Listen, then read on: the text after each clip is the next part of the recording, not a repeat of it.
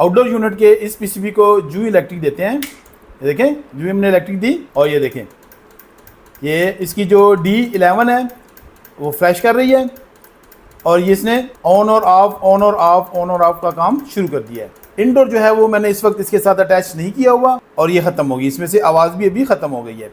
और इसके साथ इंडोर जो है वो मैंने अटैच नहीं किया, सिर्फ आउटडोर को चेक कर रहा हूँ। तो ये जी मैग्मीट का पीसीबी है जो कि पैनासोनिक के यूनिट में लगा हुआ है और इस तरह से ये प्रॉब्लम कर रहा है। अभी ये देखें कुछ बेहतर हो गया है और फ्लैश कर रहा है ये। अब मैं इसको बंद कर देता हूँ। इस पीसीबी का जब मैंने ये फिज़िकल जायज़ा लिया है तो यहाँ पे देखें ये कैपेसिटर ऊपर से फूला हुआ है और बल्कि ये फूल के फटने वाला है, यहाँ तक इसकी सिचुएशन आ चुकी है। इसके अलावा यहाँ पर लगे हुए ये देखें तमाम के तमाम कैपेसिटर जो है वो फूल चुके हैं। तो जिसकी वजह से क्या होता है कि जब ये कैपेसिटर फूल जाते हैं तो ये प्रॉपरली फंक्शन नहीं करते और इसका रिज़ल्ट जो हमें मिल रहा है फिर इस सूरत में आता है।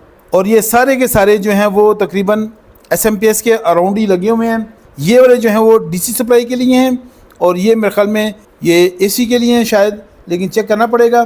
लेकिन सब के सब जो हैं फूले हुए हैं। इन तमाम कैपेसिटर्स को अब हम निकाल लेंगे यहाँ से, क्योंकि सबसे पहले जो है वो हमें डैमेज जो पार्ट्स होते हैं फिज़िकली उनको रिप्लेस करना होता है या उनको निकालना होता है वहाँ से। कभी भी डैमेज जो फिज़िकल पार्ट्स हैं उनके साथ आगे फॉल्ट को नहीं ढूंढना, बल्कि उनको पहले निकालना है। अगर आप उनको सिस्टम से रिमूव नहीं करेंगे तो फिर क्या होगा कि फॉल्ट जो है वो नेक्स्ट आप ट्रेस नहीं कर पाएंगे। ये कैपेसिटर बहुत ज़्यादा गर्म हो रहे हैं तो इसलिए, और टाइट भी हैं बहुत ज़्यादा, तो मैं इसको हाथ से पकड़ लूँगा, दूसरी तरफ से इसको गर्म कर लेंगे, हो सकता है निकल आए। देखिए बहुत ज़्यादा टाइट है, ये निकल आया एक। ये जी ये तकरीबन तमाम के तमाम मेरे ख्याल में 470 माइक्रोफेरेड और 25 वोल्ट के हैं। ये भी 470-25 वोल्ट है इसमें। अब ये जो कैपेसिटर है वो फूला हुआ नहीं है, लेकिन इसको चेंज करें नहीं करें, चले इसको निकाल लेते हैं जी। ये भी सेम ही है।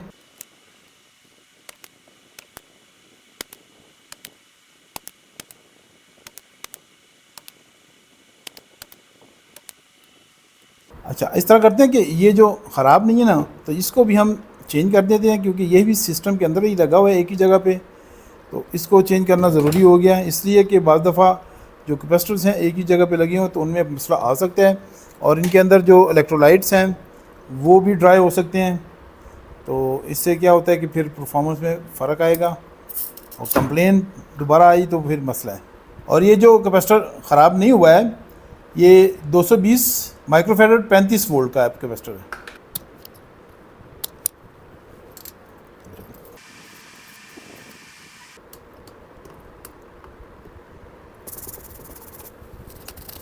अब फिज़िकली जो पार्ट्स डैमेज थे वो हमने चेंज कर दिए, तो एक दफ़ा हम इसको इलेक्ट्रिक लगाएंगे और इसको इलेक्ट्रिक लगा के इसको ऑन कर देते हैं।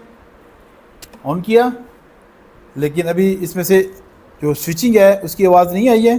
इसकी स्विचिंग की आवाज़ आनी चाहिए थी, रिले की आवाज़ नहीं आई, जबकि ये इसकी D10 ये भी ब्लिंक कर रही है। देख लेते हैं कितनी टाइम पे ब्लिंक कर रही है। अभी गिन लेंगे यहाँ पर 1 2 3 4 5 6 7 8 दफ़ा जो है ये ब्लिंक कर रही है D10, जबकि D11 जो है वो नॉर्मली जो है वो बिहेव कर रही है। इसका मतलब है कि एरर जो है वो सेंसर वगैरह का हो सकता है। तो एक दफ़ा मैं बंद कर दूँगा। अब रिले बंद होने की आवाज़ आई है लेकिन ऑन होने की आवाज़ नहीं आई थी, तो ये बंद हो गई है। इसका मतलब है कि ये ऑन हो रही है लेकिन कमज़ोर है, वीक है। तो एक दफ़ा फिर से इलेक्ट्रिक देंगे हम, और मैंने इलेक्ट्रिक दी और ये सिस्टम जो है वो ऑन हो चुका है।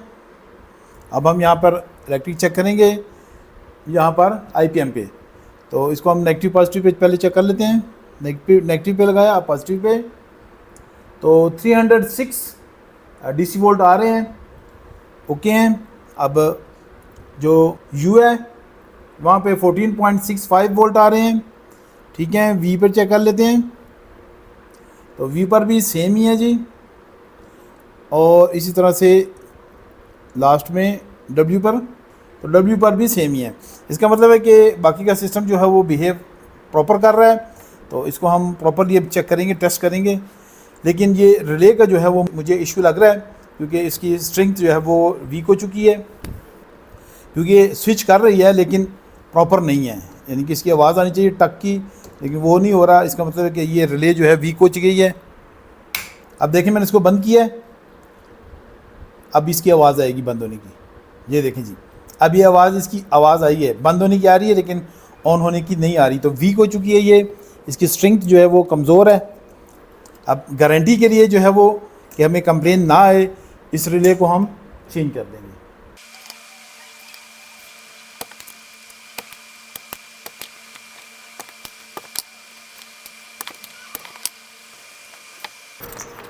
इसकी जगह हम ये नई वाली रिले लगाएंगे, इस रिले को हम इसमें लगा देंगे।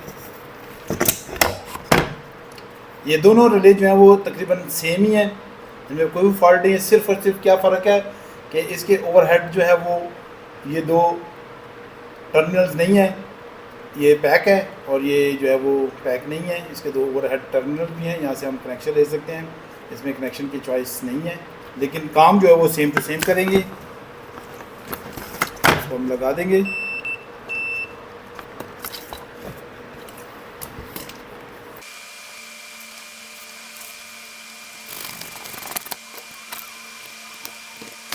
अब मैं इसको इलेक्ट्रिक लगाता हूँ और इस रिले की आवाज़ को सुनेंगे तो ये रिले जो है वो बहुत फास्ट जो है वो स्विच कर रही है। जो ही हम ऑन करते हैं तो ये जो है वो स्विच कर जाती है।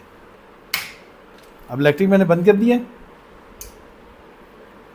अभी देखें दोबारा बंद हो गई है। तो रिले जो है वो बहुत फास्ट स्विच कर रही है, इसलिए मुझे ऐसा लग रहा था कि ये ख़राब है, लेकिन बिल्कुल प्रॉपर है। लेकिन फिर भी इसके बावजूद भी हम अब ये रिले जो यहाँ पे छोड़ देंगे। और ये इंडोर को मैंने इलेक्ट्रिक दी और ये आउटडोर ऑन हो गया है। देखें 16 डिग्री पे काम कर रहा है। इंडोर फैन मोटर भी चल गई है। अब चूँकि इस पर H11 का एरर आ रहा था, तो यहाँ पे हम जल्दी से चेक कर लेते हैं कि H11 का एरर इसमें अभी मौजूद है कि नहीं। वैसे तो लग नहीं रहा, ठीक हो गया है, लेकिन फिर भी हम तसल्ली कर लेंगे। तो न्यूट्रल पे रखेंगे और इसकी कम्युनिकेशन वायर पे रखेंगे। तो देखें यहाँ पे ये प्रॉपर जो फ्लक्चुएशन है वो हो रही है।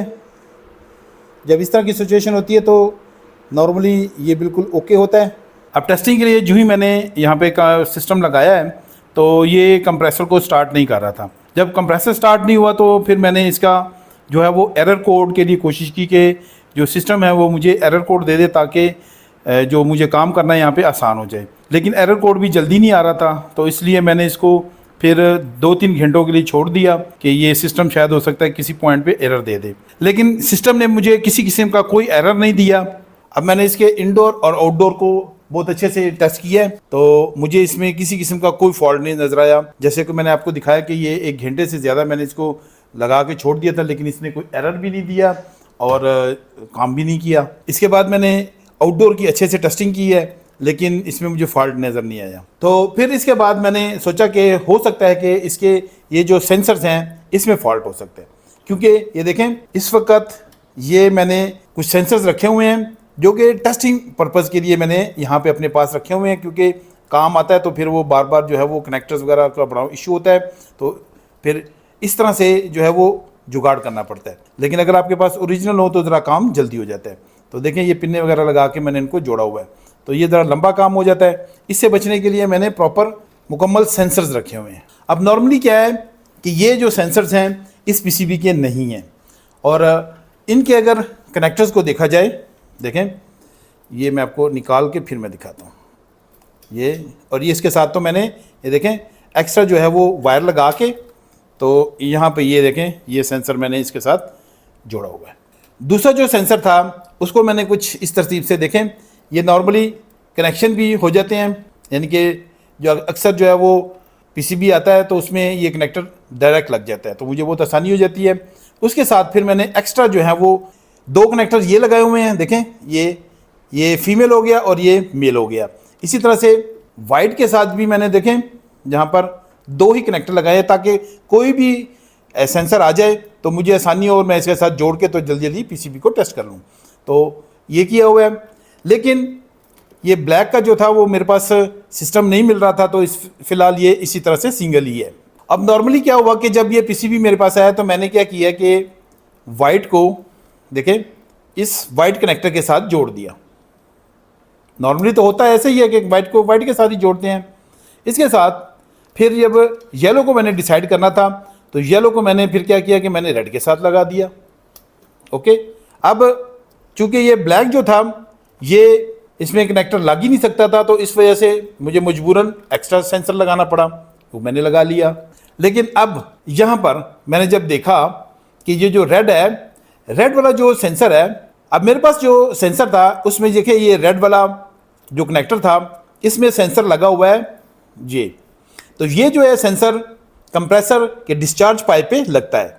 मतलब ये कि इसकी कम से कम जो 25 डिग्री पे वैल्यू होती है वो तकरीबन 50 किलो ओम्स होती है, तो मैंने इसको इसके साथ अटैच कर दिया। ये जो वाइट वाला सेंसर है ये आउटडोर टेम्परेचर के लिए मेरे पास जो सेंसर है उसमें ये लगा हुआ है। अब यहीं पे आके जो है वो गलती हुई है, तो मैं आपको दिखाता हूँ कि ये जो इसके जो सेंसर्स हैं निकाल लेते हैं इसको। अब इसमें जो येलो वायर है यहाँ पर आउटडोर एयर टेम्परेचर सेंसर यहाँ पे लगता है, इसके साथ जो वाइट वाला है यहाँ पर कंप्रेसर टेम्परेचर सेंसर लगता है, और जो ब्लैक वाला है यहाँ पर कंडेंसर पाइप सेंसर जो है वो लगता है। तो मैंने क्या किया था, ब्लैक वाला बिल्कुल ओके था, इसमें कोई भी मसला नहीं है। ये जो वाइट है इसके साथ मैंने वाइट लगा दिया था, यहाँ पर ये देखें वाइट लगाया था, जबकि मेरे पास जो मेरी टेस्टिंग सेंसर्स हैं इसमें वाइट जो सेंसर है ये आउटडोर टेम्परेचर के लिए है। मतलब कि इसकी जो वैल्यू होती है वो ज़्यादा से ज़्यादा इसकी 6, 7, 8 किलो ओम्स या 10 किलो ओम से ज़्यादा नहीं होती, लेकिन ये जो मेरे ख्याल में 6 किलो ओम्स का सेंसर है। और इसी तरह से जो येलो था यहाँ पे आउटडोर टेम्परेचर लगना था, तो मैंने इन सेंसर्स को गलत लगा दिया था, और येलो पे जो था वो मैंने रेड को लगा दिया था।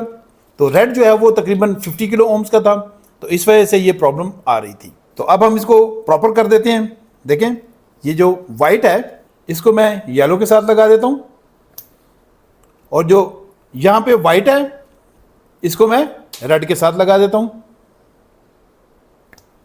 अब इस पीसीबी को जो है वो हम दोबारा से टेस्ट कर लेते हैं कि क्या ये काम कर रहा है कि नहीं।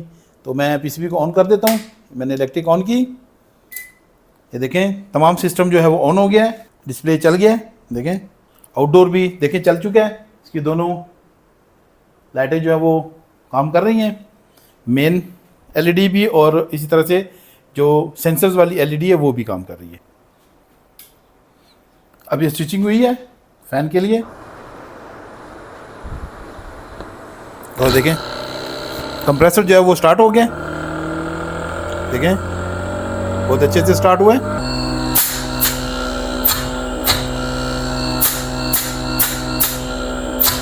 बिल्कुल ठीक है जी, और यहाँ पे हमारा सिस्टम भी बिल्कुल ओके है, लेकिन इसको ज़्यादा देर नहीं चलाएंगे क्योंकि हीट सिंक नहीं है यहाँ पर, तो ये मसला कर सकती है। इसको बंद कर देंगे हम जल्दी, और ये पीसीबी ओके हो गया जी। मज़ीद वीडियोस देखने के लिए इन दोनों में से किसी एक वीडियो पे क्लिक करें।